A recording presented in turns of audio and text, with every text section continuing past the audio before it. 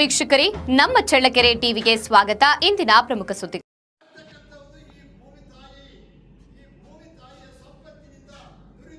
ರಾಜ್ಯ ಸರ್ಕಾರ ರೈತರ ಫಲವತ್ತಾದ ಭೂಮಿಯನ್ನ ಕೈಗಾರಿಕೆಗಳ ಹೆಸರಿನಲ್ಲಿ ಭೂಸ್ವಾಧೀನ ಪಡಿಸಿಕೊಳ್ಳುತ್ತಿರುವುದನ್ನು ಖಂಡಿಸಿ ಕರ್ನಾಟಕ ರಾಜ್ಯ ರೈತ ಸಂಘ ಹಾಗೂ ಹಸಿರು ಸೇನೆ ಹಾಗೂ ಕೆಆರ್ಎಸ್ ಪಕ್ಷದ ವತಿಯಿಂದ ಜೂನ್ 5ರಂದು ವಿಧಾನಸೌಧ ಮುತ್ತಿಗೆ ಕಾರ್ಯಕ್ರಮ ಹಮ್ಮಿಕೊಳ್ಳಲಾಗಿದೆ ಎಂದು ಕರ್ನಾಟಕ ರಾಜ್ಯ ರೈತ ಸಂಘ ಹಾಗೂ ಹಸಿರು ಸೇನೆ ಉಪಾಧ್ಯಕ್ಷ ರೆಡ್ಡಿ ಹಳ್ಳಿ ವೀರಣ್ಣ ಹೇಳಿದ್ದಾರೆ. ಅವರು ನಗರದ ಪ್ರವಾಸಿ ಮಂದಿರದಲ್ಲಿ ಪತ್ರಿಕಾಗೋಷ್ಠಿಯಲ್ಲಿ ಮಾತನಾಡಿದರು. ಚಿಕ್ಕಬಳ್ಳಾಪುರ ಜಿಲ್ಲೆಯ ಶಿಡ್ಲಘಟ್ಟ ತಾಲೂಕಿನ ಜಂಗಮಕೋಟೆ ಹೋಬಳಿಯ 13 ಗ್ರಾಮಗಳ 2823 ಎಕರೆ ಫಲವತ್ತಾದ ಭೂಮಿಯನ್ನ ಭೂಸ್ವಾಧೀನ ಪಡಿಸಿಕೊಂಡಿರುವುದಕ್ಕೆ ರೈತರು ತೀವ್ರ ವಿರೋಧ ವ್ಯಕ್ತಪಡಿಸಿದ್ದಾರೆ. ಹೂವು, ಹಣ್ಣು, ತರಕಾರಿ, ರೇಷ್ಮೆ ಸೇರಿದಂತೆ ವಿವಿಧ ಕೃಷಿ ಬೆಳೆಗಳನ್ನು ಬೆಳೆಯುವ ಈ ಪ್ರದೇಶದ ಭೂಮಿಯನ್ನ ಕೈಬಿಡುವಂತೆ ಹಲವು ವರ್ಷಗಳಿಂದ ಹೋರಾಟಗಳು ನಡೆಯುತ್ತಿವೆ. ರಾಜ್ಯ ಸರ್ಕಾರವು ಭೂಸ್ವಾಧೀನದ ಪ್ರಕ್ರಿಯೆಯಲ್ಲಿ ರೈತರ ಮೇಲೆ ಬಲಪ್ರಯೋಗ ನಡೆಸಿರುವುದನ್ನು ಖಂಡಿಸಿರುವ ರೈತ ಸಂಘದ ಮುಖಂಡರು 2013ರ ಭೂಸ್ವಾಧೀನ ಕಾಯ್ದೆಯನ್ನು ಮುಂದುವರೆಸಿ ರೈತ ವಿರೋಧಿ ತಿದ್ದುಪಡಿಗಳನ್ನು ಹಿಂಪಡೆಯುವಂತೆ ಒತ್ತಾಯಿಸಿದ್ದಾರೆ. ಈ ಹಿನ್ನೆಲೆಯಲ್ಲಿ ಚಿಕ್ಕಬಳ್ಳಾಪುರ ಜಿಲ್ಲಾಡಳಿತ ಕಚೇರಿ ಧರಣಿ ಸ್ಥಳದಿಂದ ಸುಮಾರು 10,000 ಬೈಕ್ಗಳ ರ್ಯಾಲಿಯೊಂದಿಗೆ ವಿಧಾನಸೌಧ ಮುತ್ತಿಗೆ ಹಾಕಲು ನಿರ್ಧರಿಸಲಾಗಿದೆ. ಜೂನ್ 5ರಂದು ಬೆಳಗ್ಗೆ 10:30ಕ್ಕೆ ನಡೆಯಲಿರುವ ಈ ಹೋರಾಟದಲ್ಲಿ ರಾಜ್ಯದ ವಿವಿಧ ಭಾಗಗಳ ರೈತರು ಹೆಚ್ಚಿನ ಸಂಖ್ಯೆಯಲ್ಲಿ ಭಾಗವಹಿಸುವಂತೆ ಕರೆ ನೀಡಲಾಗಿದೆ. ಈ ಸಂದರ್ಭದಲ್ಲಿ ಕರ್ನಾಟಕ ರಾಜ್ಯ ರೈತ ಸಂಘ ಹಾಗೂ ಹಸಿರು ಸೇನೆ ಉಪಾಧ್ಯಕ್ಷ ರೆಡ್ಡಿ ಹಳ್ಳಿ ವೀರಣ್ಣ, ಕೆಆರ್ಎಸ್ ಪಕ್ಷದ ರಾಜ್ಯ ಕಾರ್ಯನಿರ್ವಾಹಕ ಸಮಿತಿ ಸದಸ್ಯ ನಗರಂಕೆರೆ ಮಹೇಶ್, ಮಾರುತಿ, ರೈತ ಮುಖಂಡರಾದ ತಿಪ್ಪೇಸ್ವಾಮಿ, ಆಂಜನೇಯ, ತಿಮ್ಮಣ್ಣ, ಪಾಲಯ್ಯ, ವೀರಣ್ಣ, ರಾಜಣ್ಣ ಸೇರಿದಂತೆ ಹಲವರು ಹಾಜರಿದ್ದರು.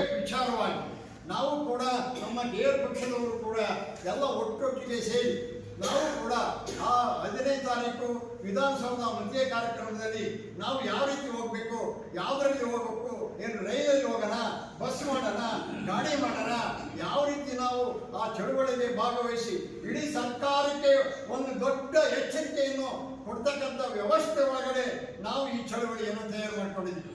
ಯಾಕಂದ್ರೆ ಭೂಮಿ ನಮ್ಮದು, ರೈತರ ಸ್ವತ್ತು, ಅದು ಸರ್ಕಾರದ ಸ್ವತ್ತಲ್ಲ. ಸರ್ಕಾರಗಳು ಏನಿದ್ರು ಈ ರೈತ ಏನು ಗೌರನ್ನ ಸುರಿಸಿ ಈ ದೇಶಕ್ಕೆ ಆಹಾರದ ಭದ್ರತೆಯನ್ನು ಬೆಳೆಯುತ್ತದೋ ಇವರ ಸಂಬಳದ ಆಳುಗಳು, ಶಾಸಕರು, ಮಂತ್ರಿಗಳು ಕೂಡ. ಹಾಗೆ ಏನು ನಾವು ಇಲಾಖೆ ಒಳಗಡೆ ಏನು ನಮ್ಮ ಎಲ್ಲ ವ್ಯವಸ್ಥೆಗಳನ್ನ ಭೂಮಿ, ನೀರು, ವಿದ್ಯುತ್ತು ಯಾರ್ಯಾರು ಸವಲತ್ತು ಕೊಡಬೇಕು, ಹಳ್ಳಿಗಳು ಮತ್ತೆ ಪಟ್ಟಣಗಳನ್ನು ಯಾವ ರೀತಿ ಶುಚಿಯಾಗಿ ಇಟ್ಕೋಬೇಕು ಅನ್ನೋ ವಿಚಾರಕ್ಕೆ ನಾವು ಸಾಕಷ್ಟು ಇಲಾಖೆಗಳನ್ನ ಸರ್ಕಾರಗಳು ಮಾಡಿಕೊಟ್ಟಿವೆ. ಆ ಕಾರಣದಿಂದ ಆ ಸರ್ಕಾರದ ವ್ಯವಸ್ಥೆ ಒಳಗಡೆ ನಾವು ಮಾಡ್ತಕ್ಕಂಥ ವ್ಯವಸ್ಥೆಗೆ DC ಆಗಿರ್ಬೋದು, ತಹಸೀಲ್ದಾರ್ ಆಗಿರ್ಬೋದು, ಯಾರೇ ಆಗಿರ್ಬೋದು, ಇವರೆಲ್ಲರಿಗೂ ಕೂಡ ನಾವು ಸಂಬಳ ಕೊಟ್ಟು ನಮ್ಮ ಕೆಲಸಗಳನ್ನ ಮಾಡಲಿಕ್ಕೆ ನಾವು ವ್ಯವಸ್ಥಿತವಾಗಿ ಇಟ್ಕೊಂಡಿರೋಂಥ ಇವರು ಸಂಬಳದ ಆಳುಗಳು.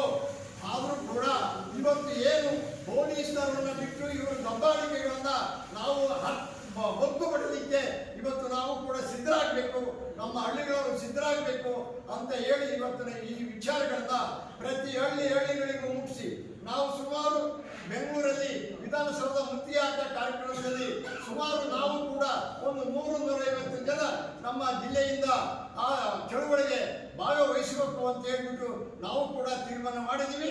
ಈ ಕಾರ್ಯಕ್ರಮಕ್ಕೆ ನಾವು ಹೋಗ್ತೀವಿ, ಅಲ್ಲಿ ಕೂಡ ನಾವು ಕೂಡ ಈ ಚಳವಳಿಯಲ್ಲಿ ಭಾಗವಹಿಸಿ ಸರ್ಕಾರಕ್ಕೆ ಯಾವ ಬಿಸಿ ಕೊಡಬೇಕೋ ಅದನ್ನ ಕೊಡ್ತೀವಿ. ಆಮೇಲೆ ಇದಕ್ಕೂ ಬಗ್ಗೆ ಇಲ್ಲ ಅಂದ್ರೆ ನಾವು ಮುಂದಿನ 28ರ ಚುನಾವಣೆಯಲ್ಲಿ ಈ ಎಲ್ಲ ಸರ್ಕಾರಗಳನ್ನ ಕಿತ್ತೊಡೆದು ಬೇರೆ ಬೇರೆ ಸರ್ಕಾರಗಳಿಗೆ ಅವಕಾಶ ಕೊಡ್ತಕ್ಕಂಥ ಕೆಲಸವನ್ನ ನಾವು ರೈತ ಸಂಘದವರು, ರೈತರು ಎಲ್ಲರೂ ಮಾಡ್ಬೇಕಂತ ನಾವು ಬೇರೆ ಪಕ್ಷದವರು ಎಲ್ಲ ತೀರ್ಮಾನ ಮಾಡ್ಕೊಂಡಿದ್ವಿ. ಇದನ್ನು ಮಾಡ್ತೀವಿ, ಬಿಡುದಿಲ್ಲ ಅಂತ ಏನು ಸರ್ಕಾರಗಳು ಇಂಥ ಗದ ಪ್ರಹಾರಗಳನ್ನ ಬಗ್ಗು ಪಡೆದೇ ಬಿಡೋದಿಲ್ಲ. ಆ ಕಾರಣದಿಂದ ಸರ್ಕಾರ ಎಚ್ಚೆತ್ತಬೇಕು. ಅಧಿಕಾರ ಕೊಟ್ಟಿರೋರು ನಾವು, ಸಂಬಳ ಕೊಡೋರು ನಾವು ಹೇಳಿದಂಗೆ ಕೇಳೋದಕ್ಕೆ ಮತ್ತು ಇವರು ಹೇಳಿದಂಗೆ ಕೇಳ್ತಕ್ಕಂಥ ವ್ಯವಸ್ಥೆ, ಈ ಕಾನೂನನ್ನ ಕಿತ್ತು ಬಿಸಾಕ್ಬಿಡ್ತೀವಿ.